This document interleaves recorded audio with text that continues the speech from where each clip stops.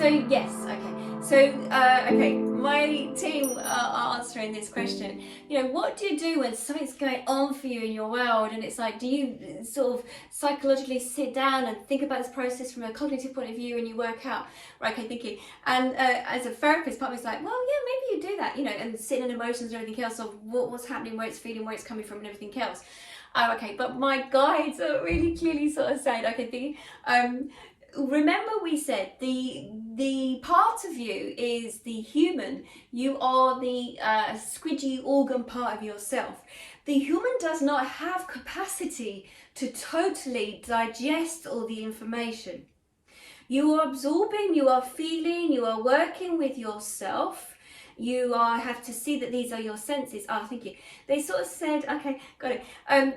On these new vehicles, the cars, they've got these computerized things. So if something's going wrong with a car, it might come up a little light on the dashboard sort of saying, you need an engine change, or I don't know, or a service, or your light bulb's gone out and everything else. Okay, thank you. They're sort of implying that with the human, it's the human thought process is very much the human dashboard of what you could be looking at. Okay, thank you. Okay, thank you. Got it. I was like, move out of the way, and I'm coming in. I'm like, oh, okay. Okay, thank you. So it would be that the human dashboard is the main control center, as in the information being fed through. So we have said from a medical point of view, if you're not taking care of yourself, if you are not eating healthily, your body will then demonstrate, your body will come up, you will have some ailment that will be shown to you that there is something of insufficiency that you may need. This is the human dashboard. This is where the same control as you would have in a vehicle. Computerized vehicles will tell you light bulb needs changing and blah blah blah blah blah blah blah blah blah blah blah blah. With the organs as well, if it was that easy, as in, you know, part of your organs would need to come out, or whatever, the appendix or whatever it is that you misfire. But with the human mind, it sometimes gets lost in it's like a human mind would overthink, would hold on, ingrain in your human mind for protection. It feels that, why would I do this? I would not place my hand in a fire. It burns me, it blisters, it hurts, it's painful. And so the human mind also holds on to this with the human emotions. It's painful, it would not want to process it. So the human mind, it has served a purpose, the brain, to some degree, on the mechanics. It has been upgraded several times. We have tried to keep renewing, we have tried to keep sending information. There are many that have spoken about this information, about how the brain renews itself to some degree and also can be rewired with the mindset. It is totally with the mindset that the brain can help to some degree, but you have to see the brain and the mind as just as in the manual to some degree, as in to some degree it will give you some instructions but not everything. It's very simple in the sense of, yes, we said with not enough, like on the cardigan, with the instructions of washing a cardigan. Now, if it is lamb's wool, or if it is acrylic, or a man-made substance, or if it is wool, it's going to be slightly different. One will be hand washed and to go gentle with, and the other one with 30 degrees or 40 degrees or whatever it is. And if it's coloured, and again, separate wash and everything else. So the brain, to some degree, can only manage certain things. And then, as you know, as in, you might still wash this cashmere or lamb jumper in a way by hand wash, and it still doesn't come out correct. But so you have to see the brain as in, yes, cognitive, it helps you in your daily life to some degree and can help you see it as a manual with your instructions to some degree. But yes, you asked a good question. I have gone off. It would be that you would sit, as Anne said, she sat in meditation. She slowed her mind. She stopped. She paused. She was meditating. Now, meditation can also be created through going out in walks with nature, because then you are focusing on the sounds of nature, the tunes from the birds. It's not there just by accident. It is a tune, a frequency that can help slow and peaceful the heart rate and the mind. You humans do not understand of your environment. It is about your heart rate being at a peaceful stage, and then your mind is the coherent between the two. And so that it would be that you find you have to know thyself better. It would be then you create your own manual and your instructions. So many of you who get stressed then take your artificial chemicals to help with stress. And this is then to so that your senses, that you dull down your senses. We are talking, yes, of course, the antidepressants, and we're not saying there is no need for any of them. We are saying we are aware of humans, that the human state they're in may have not discovered meditation or discovered peace of mind, have not come across that process as yet. But we are saying that nature, being around in your environments, is very important to you. You have created on your planet man-made substances and your concrete jungles, as we would say. You then separate yourself, and all the artificial lights, you do not work with your natural flow of your body dynamics. So you isolate and alienate yourself from finding the simple things that would help you. Your body is your environmental, as in your box that houses your soul. So it is also, we would say, okay, come back. We would say that it is for with connection, whether meditation as in the music, or visualize guided, or out in nature, the cleansing of the body in the sense of also by the healthy food and sleep. Many of you humans do not sleep. Many of you humans are these lights from phones, from TV, artificial light. You do not tend to go to sleep when the sun goes down. So lack of sleep, it also affects your body dynamics and how your algorithms and how you're processing information. So we find that many of you who go through stress, your lack of sleep, your diet goes out the window, you do not go out, you isolate yourself, you go almost like into a cave. You damage your cells, you damage your bodies to some degree.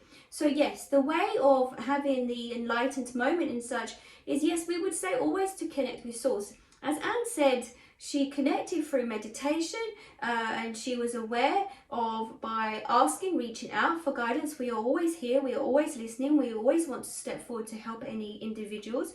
We will always help. But we would say that, yes, it would be not the thinking process. The thinking process comes into effect only when you look at it and you say, why am I feeling these emotions? What is happening for me? Where are they coming from?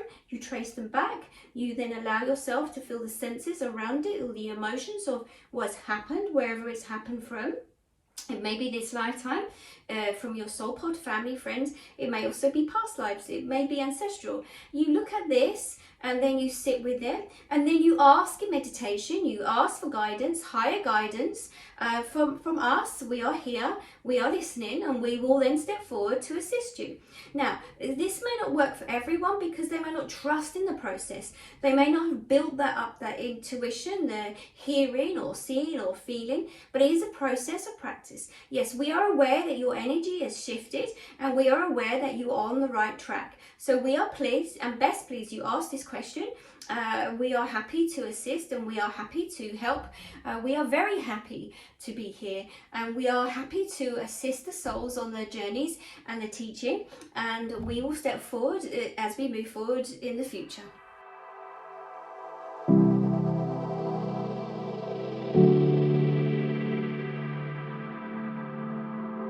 Good question. How do you know? Okay, how do you know? That's not really a question. But how do you know when something comes up with conversational with those around you, that whatever particular issues coming up, how do you know if it's that particular thing? You know, like, I think you're clouded, or is there something else you should be working on, or is this what you need to work out? Okay, thank you. Oh, sorry.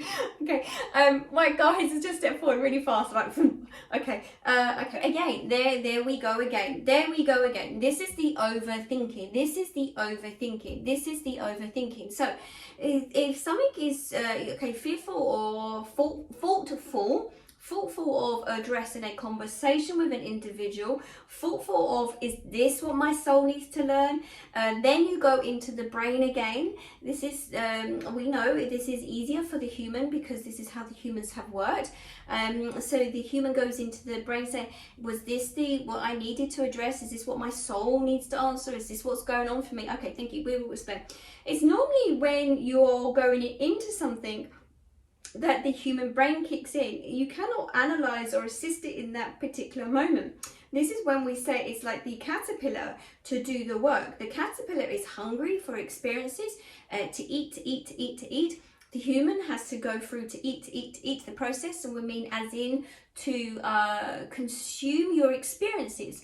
So this is the sensitivity of the caterpillar. If we think of the underbelly and how soft and squidgy the caterpillar is, very much like the human being is. The human feels it's invincible and nothing will happen, but it's very much similar to this. Now, so when you are approaching, you feel that you have a situation to arise. And this is a bit like with weddings or businesses or managing something. You humans tend to overthink. You tend to cover all the bases. You tend to analyze. You tend to see the issue as in coming from all different directions, because the mind goes into all the instruction modes. It's looking through the manual. It's like, oh, what does this mean? Does this is connected to this? Is this and then the human gets caught up and tied up, and then all the emotions, it creates this fog, and it makes it harder to understand. We are saying the human being is the one with the senses. It is then you fully absorb the senses. So we should explain. When you're having the experience, we know with weddings that it's different. You have to pre-organize an event. We understand that to some degree. But what we are saying is, and similar to some degree, what we are saying is that the human needs to be present in the moment, because otherwise the human has opened up this book and has opened up how they should be to this individual, or from past experience. This is how this person spoke to me before, or this is how I felt about a situation before. This could be blah blah blah blah blah blah blah. This could be they seeing me as being stupid or thick, or not listening to me, or however you might see that.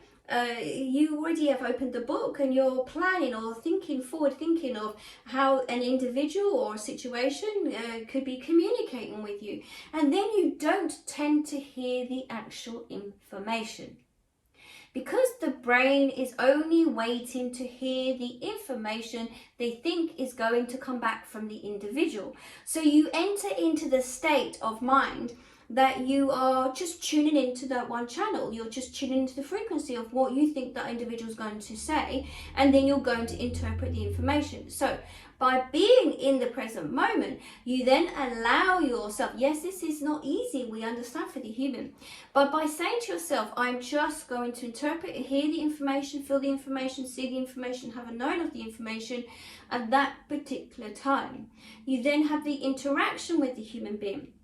And this is for many situations, whether it's family, lovers, colleagues, bosses, complete strangers. You then interpret the information, you absorb the information, and you sense how it's making you feel. Now, the trouble is with the human, you then interact so fast back. The idea is for you to just take it in. The idea is to process it, to be someone, to be in the emotion, to sit in the emotion. Someone has already said this. It is just to be, just to process this information. How is it making you feel? And then just to see what is going on around this whole thing. Now, the reason we say this is because then you then see this individual, you then can process the information better, whereas the lots of humans tend to have the emotional issue of whether it's with their mother, their father, whoever, it's very emotionally led. Whereas if you are in the being, you are just taking in the information at this particular time, so that then you can process the information. Now, we are saying that we are here to guide you.